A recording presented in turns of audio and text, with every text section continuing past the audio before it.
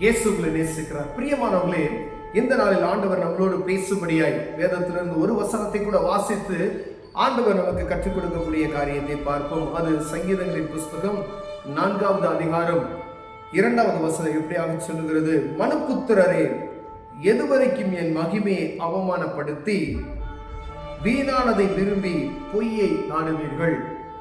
மனுபுத்திரரே, மனுக்குலத்தில் அனைவருக்கும் ஆண்டவர் எச்சரிக்கிற ஒரு வார்த்தை. மனுபுத்திரரே, எதுவரைக்கும் என் மகிமையை அவமானப்படுத்துவீர்கள். இஸ்ரவேல் ஜனங்களை வழிநடத்தி வந்த அந்த ஒவ்வொரு காரியத்தையும் ஆண்டவர் நமக்கு அருமையாக எழுதி வைத்திருக்கிறதை ஒவ்வொரு ஆராதனையிலும் அநேக செய்தி வழியாகவும் நாம கேட்கிறதை பார்க்க முடிகிறது. பிரியமானவர்களே, இஸ்ரவேல் ஜனங்கள் வழிநடத்தி வந்த விதம் எவ்வளவு அருமையானது, எவ்வளவு அற்புதமான காரியங்களை ஆண்டவர் செய்தார் என்பதை நாம் அறிந்திருக்கிறோம். அவருடைய மகிமையின் அந்த மகிமையை அவர்கள் ஒவ்வொருவரும் என்ன செஞ்சுட்டாங்க அப்படின்னா வெறுத்துட்டாங்க, அதை மறந்துட்டாங்களாம். எவ்வளவு பெரிய அற்புதம் செய்தாலும் சரி, எவ்வளவு பெரிய மகிமையான காரியத்தை ஆண்டவர் செய்தாலும் சரி, அதற்கான அந்த மகிமையை கொஞ்சம் துளியளவு கூட நினைக்காதபடி அவமானப்படுத்துகிற ஒரு காரியம் போல ஆண்டவருடைய மகிமை விட்டுவிட்டு செங்கடலை இரண்டாக பிளந்து நம்மை அழைத்து வந்த தேவன் என்பதை மறந்து விட்டார்கள். செங்கடலை இரண்டாக பிளந்து அவர்களை வழிநடத்தி வந்த பாதை எவ்வளவு இன்பமானது என்பதை மறந்து விட்டார்கள். யோர்தானை பிளந்த தேவனுடைய நாமத்தை மகிமையை மறந்து விட்டார்கள். கண் பாறையிலிருந்து தண்ணீரை புறப்பட செய்த தெய்வத்தை மறந்து விட்டார்கள். பிரியமானவர்களே, அவர் செய்த ஒவ்வொரு நன்மைகளை அவர் நினைக்கும் பொழுது ஆண்டவருடைய மகிமையை எப்பொழுது நினைத்து கொண்டே இருக்க தோணும். ஆனால் இவர்கள் என்ன செய்தார்கள் என்றால் ஆண்டவருடைய மகிமையை அவமானப்படுத்தும்படியாய் அவரை விட்டு வழி விலகுவதே இவருடைய காரியமாய் இருக்கிறது என்று நாம் வாசிக்கிறோம். ஒவ்வொரு அதிகாரத்தில் நாம் வாசிக்கும் பொழுது மோசேயிட்ட ஆண்டவர் பேசுவார், இவங்களை விட்டு இந்த ஜனம் வணங்கா கழுத்துள்ள ஜனங்கள், இவர்களை அழித்து போடுகிறேன், நான் உனக்கு ஒரு புதிய ஜனத்தை நான் உருவாக்குவேன் என்று ஆண்டவர் சொல்லுகிறது நான் பார்க்க முடிகிறது. ஆனாலும் மோசே தேவ சமூகத்துல மனிதர்களுக்காய் போராடி, ஆண்டவரே நம்ம ஜனங்களை நீ அழைத்து வந்த நோக்கத்தை நிறைவேற்றும்படியாய் அப்போ ஒவ்வொரு நாளும் அவர் பரிதபித்து ஜெபித்த பொழுது ஆண்டவர் அவர்களை பாதுகாத்து வழிநடத்தி வந்தார். பிரியமானவர்களே, ஆனாலும் ஆண்டவருடைய மகிமையை என்ன செய்ய அவமானப்படுத்துகிறீர்கள் அப்படின்னு சொல்லப்படுகிறது.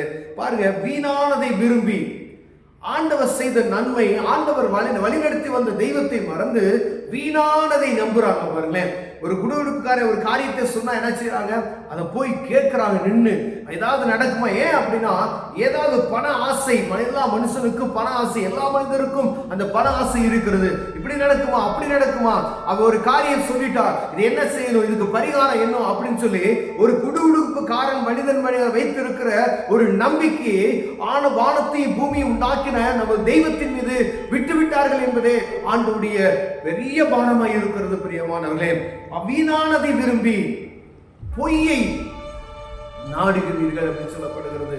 பொய்யானதை நாடுகிறார்கள். எல்லாம் ஒரு மெய்யான தெய்வத்தை நம்ம தேடாதபடிக்கு அவர் அறிந்து கொண்டிருக்கிறோம். ஆனாலும் நம்முடைய இருதயம் பாருங்களேன், எல்லா மனிதருக்கும் நன்மையான காரியத்தில் எவ்வளவு நடத்திட்டு போனாலும் இந்த பிசாசான என்ன செய்வனா வழி விலகி செய்வதே அவனுடைய வேலையா இருக்கிறது. பிரியமானவர்களே, ஆண்டவர் அதுதான் சொல்றார், தெரிந்து கொள்ளப்பட்டவர்கள் வஞ்சிக்கப்படுகிற காலம் என்று சொல்லக்கூடிய. அப்ப வேதத்தை வாசிக்கிறவர்களும் விழுந்து போகக்கூடிய காரியங்கள், வேதத்தை நல்லா தியானிக்கிறவர்கள், நல்லா சத்தியத்தை அறிந்தவர்களே எப்படிப்பட்டதான பாவமான காரியத்துல போய் சிக்க வைக்கிற காரியம் அநேக நடக்கிறதை நான் பார்க்க முடிகிறது. அப்படிதான் சொல்றார் ஆண்டவர், வீணானதை நம்புறீங்களே, பொய்யை நாடி ஓடுகிறீங்களே அப்படின்னு சொல்றாரு. இப்ப நம்ம தெய்வத்தை வேதத்தை நீங்க வாசித்தீங்கன்னா மாத்திரம்தான் அவர் வழிநடத்தி வந்த பாதையை நம்ம அறிந்து கொள்ள முடியும். ஒருவேளை ஒரு பிரசங்கத்தை நீங்கள் கேட்பது நிமித்தமோ, ஆலயத்துல சாமியார் பேசுகிறதோ, போதகர் பேசுகிறதோ, பாஸ்டர் பேசுகிற ஒரு அரை மணி நேரம் பேச்சு நிமித்தமாய் நீங்கள் புரிந்து கொள்ள முடியாது. இந்த வேதத்தை நீங்க ஒவ்வொரு தனிப்பட்ட மனிதனும் வாசிக்கும் பொழுது சர்வ வல்லமையுள்ள தேவன் வழிநடத்தி வந்த பாதையை அறிந்து கொள்ள முடியும். இந்த ஆதாம் ஏவாளினுடைய காரியத்தில் இருந்து இஸ்ரவேல் ஜனங்களை எப்படி பிரித்தெடுத்தார், வழிநடத்தி வந்த பாதைகள் எவ்வளவு இன்பமானது என்பதை நாம் புரிந்து கொள்ள முடியும். பிரியமானே, அப்ப நீங்க உணர்ந்து வாசிக்கும் பொழுது ஆண்டவர் இவ்வளவு அற்புதம் செய்திருக்கிறாரா, இவ்வளவு மேன்மையான காரியத்தை செய்திருக்கிறாரா, இப்படிப்பட்ட தெய்வத்தை விட்டு நாம் மணிவிடுகிறோமா அப்படின்னு சொல்லி நமக்குள்ள ஆவியானவர் இடைபடுவார். பிரியமானவர்களே, அவரை அவமானப்படுத்துகிறோம் என்று போடப்படுகிறது. அவருடைய மேன்மை அவர் வழிநடத்தி வந்த பாதை எவ்வளவு இன்பமானது. அதை ஈஸியா நம்ம என்ன செஞ்சிடறோமா, அதை கவிழ்த்து போடுகிறோம் என்று சொல்லப்படுகிறது. பிரியமானவர்களே, வேதத்தை நீங்க வாசித்தீங்கன்னா மாத்திரம்தான் ஆண்டவருடைய மகிமையை நீங்கள் புரிந்து கொள்ள முடியும். இல்லைன்னா ஒரு வார்த்தை சொல்லுகிறது நிமித்தமாய் உங்களுக்கு அது புரியாது. ஆனா வேதத்தை நீங்க வாசிப்பீங்கன்னா ஆண்டவர் உங்களோடு இடைபடுவார். ஆண்டவர் இஸ்ரவேல் ஜனங்களை வழிநடத்தி வந்த விதத்தை நீங்கள் வாசிக்கும் பொழுது ஆண்டவர் செய்த மகத்தான காரியம், இப்படிப்பட்ட ஒரு சர்வ வல்லமையுள்ள தேவன், வானத்தை பூமியை படைத்த சர்வ வல்லமையுள்ள தேவனை விட்டு நம்ம வழி விலகுகிறோமே என்கிற ஒரு உணர்வு நமக்குள் வரணும் பிரியமானவர்களே. அப்படி வரும்பொழுது கர்த்தர் ஆசீர்வதிப்பார். ஆண்டவர் இந்த வசனத்தோடு நம்மோடு இடைபெற்றுக் கொண்டு இருக்கிறார் என்பதை நாம் அறிந்திருக்கிறோம் பிரியமானவர்களே. பொய்யை நாடி தேடாதபடி, பொய்யான காரியம், ஒரு சிலையை, சின்ன ஒரு குபேரன் சிலையை கொண்டு போய் வீட்டில் நீங்க வச்சீங்க அப்படின்னு சொன்னா உங்களுக்கு பண செல்வம் ஆகுது அப்படின்னு சொல்றோம். அதை நீங்க நம்ம என்ன செய்யணும், நம்ம இறுதியை பாருங்களேன். தெய்வத்தை விட்டு விட்டு யாரோ ஒரு மனிதன் சொன்ன அந்த ஒரு காரியம் இருதயத்தில் ஆழத்துல பதியுதுன்னா இந்த பொல்லாத மனிதர்கள் எப்படி செய்யறா பாருங்க. இந்த பொல்லாதவன் அவன் மனிதர்களை வஞ்சிக்குவதற்காக இப்படிப்பட்ட தந்திரமான காரியத்தை செய்யறாங்க.